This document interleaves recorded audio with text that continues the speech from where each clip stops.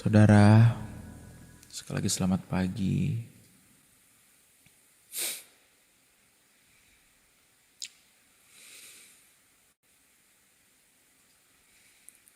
Kalau saya melihat diri saya secara pribadi ya saudara ya,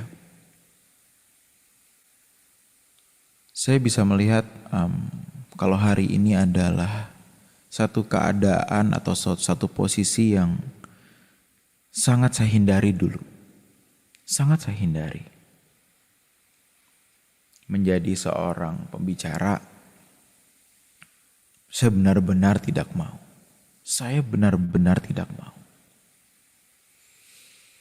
Banyak hal yang saya lalui sebagai seorang anak pendeta. Dan ini hanya dirasakan oleh mereka yang anak pendeta. Bukan spesial. Maksudnya bukan satu kondisi yang spesial. Tetapi kondisi di mana kita banyak dituntut oleh jemaat. Jemaat hanya tahu, kamu anak pendeta dong, kamu harus A. Kamu anak pendeta masa Alkitab aja gak hafal.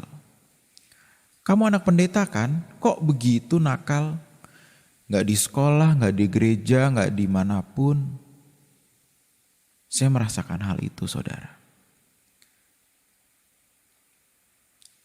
Karena itu kalau saya hari ini bertemu dengan anak pendeta, saya tahu dan saya tidak akan menuntut banyak. Kenapa? Karena saya tahu sebagai anak pendeta pun sudah ada tuntutannya sendiri. Sebelum orang menuntut, secara moral dia pun sudah ada tuntutan di dalam hatinya. Jadi saya sedikit cerita, saya menjadi anak yang sangat menolak untuk menjadi seorang pendeta. Banyak hamba-hamba Tuhan yang lebih senior itu kalau ngobrol sama saya, Stephen, kamu persiapkan diri kamu ya, karena kamu one day gantiin papa.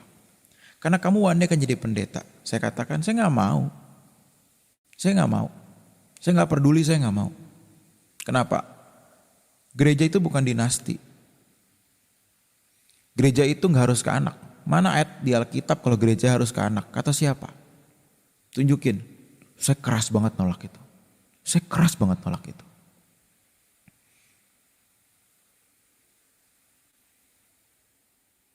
Saya sangat keras menolak itu saudara.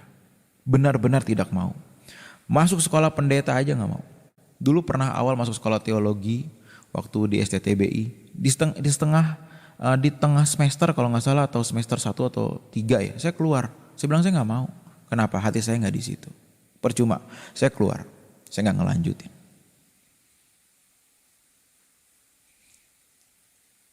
Tetapi kalau hari ini saya melihat diri saya saudara.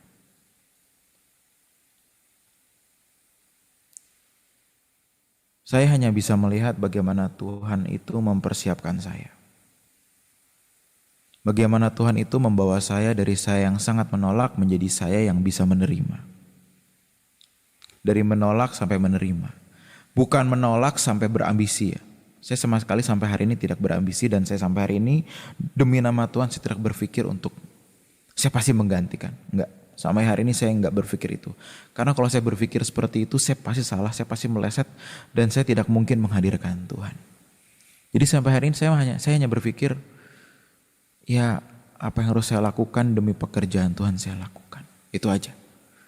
Seperti doa pagi ini saya bercerita, saya kan motivasi saya karena saya gak mau pergi ke Turki karena anak saya suka nangis kalau saya pergi. Motivasi pertama saya itu. Dan waktu pertama Pak Eras bilang, nak kamu pimpin doa ya? Gak mau. Saya gak mau pimpin doa tiap pagi bangun, gak mau. Ingat banget tanya aja waktu itu ada Pak Kyong, ada Pak Eras. Saya bilang saya gak mau. Tetapi saya berpikir kalau saya gak pimpin siapa ya? Ya bukan saya merasa saya paling bisa, enggak, tapi siapa lagi ya? Banyak pendeta yang juga dibawa ke Turki untuk ya melayani jemaat di sana, nemenin dan segala macam. Siapa lagi ya? Ya udah. Kasihan juga komunitas para jemaat mungkin juga mau doa, ya udah saya temenin. Benar saudara, hanya itu aja motivasi saya. Tetapi ya satu hal yang mau saya ingatkan dari kisah saya untuk saudara sekalian. Sekali lagi ya, maaf ya saudara, sungguh maaf banget saya gak meninggikan diri saya ataupun saya menunjukkan diri saya hebat. Sama sekali enggak, saya bukan orang seperti itu. Saya hanya mau berkata sama saudara, Tuhan itu mempersiapkan setiap kita dengan kondisi kita yang khusus, dengan kondisi kita yang spesial yang orang lain tidak miliki. Saya sebagai seorang anak Pak Eras, saudara dengan berbagai macam kondisi ekonomi, keluarga, dan berbagai macam kondisi yang saudara miliki hari ini. Entah kebahagiaan, entah kekecewaan, semua dipakai semata-mata hanya untuk kemuliaan Allah, bukan untuk kemuliaan kita. Semua dipakai untuk kemuliaan Allah. Dari kepahitan kita akan masa lalu, itu pun bisa dipakai Allah untuk kemuliaan Allah. Selama ya Bapak Ibu, catat satu hal ini. Selama kita memiliki satu hal dalam hati kita, aku mau mengasihimu lebih dari segalanya. Dan ternyata saya pernah mengucapkan itu waktu SMP. Atau SMA saya lupa, atau kuliah awal ya saya lupa. Saya pernah berdoa begini, waktu itu ibadah suara kebenaran di Bang Penin Senayan. Waktu kuliah kalau gak salah ya, atau SMA saya lupa. Sekitar tahun 2005-2007. Saya berdoa, saya ngomong begini, Tuhan, aku hanya mau mengasihimu lebih dari segalanya. Ajar aku, paksa aku mengasihimu. That's it. Saya gak berdoa, Tuhan aku mau menggantikan papa. Aduh jauh banget deh, bener-bener gak pernah. Saya hanya berkata, aku mau mengasihimu lebih dari segalanya. Dan ternyata saudara, dengan segala keberadaan yang saya miliki, saya bandel, nakal. Emosi saya juga gak stabil. Berantem sana sini. Di mobil itu kalau rasanya seminggu gak mungkin gak ada kata-kata kasar keluar. Ya kebun binatang. Sampai ya kasar-kasar banget lah. Segala hal itu bisa dipakai Tuhan untuk kemuliaannya selama kita mau mengasihi Dia lebih dari segalanya. Jadi Bapak Ibu Saudara sekalian, kasihi Dia lebih dari segalanya. Jangan pernah punya motivasi yang lain. Tuhan, aku mau jadi orang yang bisa ke hutan-hutan memberitakan Injil. Tuhan, aku mau jadi pendeta suatu saat nanti. Tuhan, aku mau bla bla bla, aku mau jadi bla bla bla. Aku mau jadi orang yang kalau orang lain melihat saya, engkau melihat aku ya Tuhanku. Ya gak salah sih sebenarnya punya pikiran begitu. Tetapi saudara, lebih dari segala motivasi atau cita-cita kita untuk pelayanan. Bahkan untuk pelayanan ya, catat ini, bahkan untuk pelayanan. Milikilah motivasi kita yang terutama. Aku mau mengasihimu lebih dari segalanya ya Tuhan. Udah itu aja.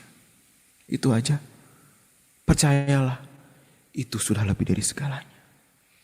Aku mau mengasihimu lebih dari segalanya Tuhan. Jadi walaupun aku gak jadi apapun nanti, aku mau tetap mengasihimu. Kalau bagi saya, kalaupun akhirnya gereja ini jatuh ke tangan siapapun yang melanjutkan gereja ini, aku tetap mau mengasihimu ya Tuhanku. Itu bagi saya. Kalau bagi saudara mungkin berbeda-beda lagi. Kalau aku one day tidak menjadi seorang yang kuharapkan untuk aku jadi, aku yang penting aku mengasihimu. Jadi kita tidak memiliki motivasi lain yang lebih kuat dibanding mengasihi Tuhan saudara. Dan dengan motivasi kita untuk mengasihi Tuhan, itu akan memproses kita. Dan satu hal yang pasti saudara, pasti ya, kita akan menjadi alat bagi kerajaannya. Sesuai dengan panggilan saudara masing-masing. Dan saudara pasti akan menjadi alat yang efektif. Pasti jadi alat yang efektif. Pasti dalam nama Tuhan Yesus pasti. Kalau kita mengasihi Dia lebih dari segalanya. Tetapi kalau kita punya motivasi semulia apapun, punya motivasi pelayanan kita sebesar apapun tanpa mengasihi Tuhan, kau akan jadi batu sandungan. Kau akan termakan oleh motivasimu dan kau tidak akan menemukan Tuhan. Kau tidak akan menemukan Tuhan. Mari kita menemukan Tuhan. Kita mencintai Dia lebih dari segalanya. Dan Dia akan memproses kita lewat cara-cara yang tidak pernah kita bayangkan. Karena kalau kita bisa membayangkan rencananya ke depan, berarti kita tidak berurusan dengan Tuhan. Kita hanya berurusan dengan manusia. Tetapi karena kita berurusan dengan Allah yang besar, kita tidak mungkin bisa menebak prosesnya. Tetapi yang pasti akan membawa kita menjadi pribadi yang semakin efektif untuk kerajaan. Begitu ya saudara sekalian. Sekali lagi sorry kalau saya tadi mengawali dengan kisah saya sendiri. Saya sedang tidak mengangkat. Saya paling takut deh kalau cerita mengenai diri saya. Serius saya paling takut. Jarang banget saya cerita begitu kan. Tetapi ya gak tahu, tiba-tiba saya mau cerita sendiri dan ternyata ada pesan Tuhan yang indah. Karena saya tidak pernah mempersiapkan sharing apapun bagi saudara kalau di setiap doa pagi ini ya dari hari pertama. Karena saya tahu pasti ada pesan Tuhan yang spesial. Saya takut kalau hanya pikiran saya yang, dari pikiran saya ide-ide atau ilmu-ilmu teologi yang saya dapatkan atau Alkitab yang saya bagikan. Saya takut. Ya gak salah sih. Tapi bagi saya pribadi saya takut. Saya hanya mau menyampaikan apa yang Tuhan suruh saya sampaikan.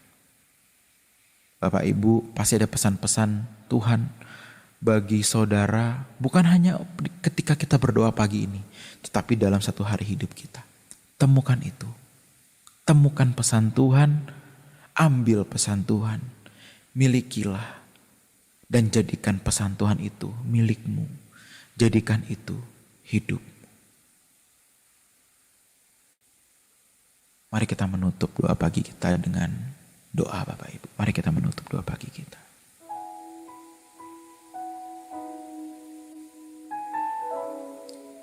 Tuhan ya Bapakku, Engkau membawa kami berkumpul menjadi komunitas doa pagi ini. Itu adalah satu hal yang tidak bisa kami bayangkan.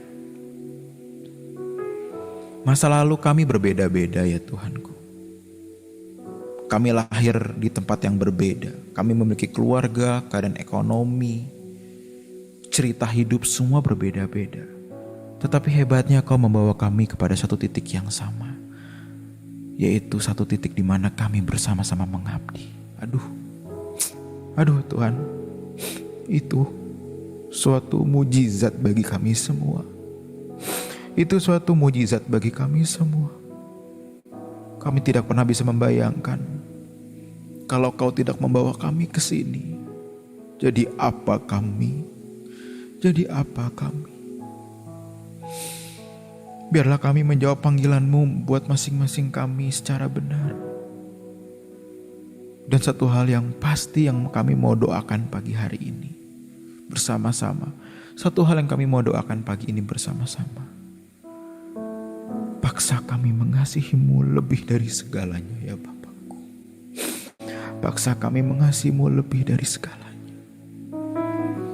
Terima kasih ya Bapa. Terima kasih ya Bapa. Tuntun kami satu hari ini.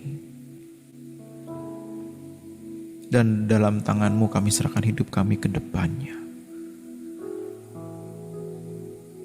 Dan biarlah saudara-saudaraku di sini pagi hari ini menerima berkat dari-Mu dari yang maha tinggi.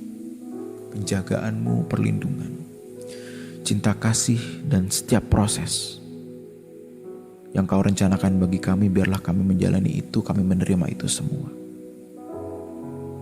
Dan besok pagi kami mau berkumpul lagi bersama untuk bertemu dengan-Mu dan mendengar pesan-Mu. Terima kasih ya Bapa. Hanya di dalam nama kami berdoa dan sungguh-sungguh mengucap syukur. Haleluya. Mari saudara, kita katakan bersama yuk. Amin.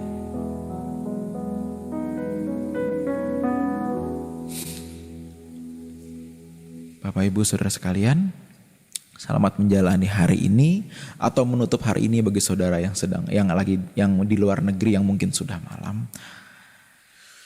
Tuhan Yesus memberkati saudara sekalian. See you besok pagi lagi. God bless.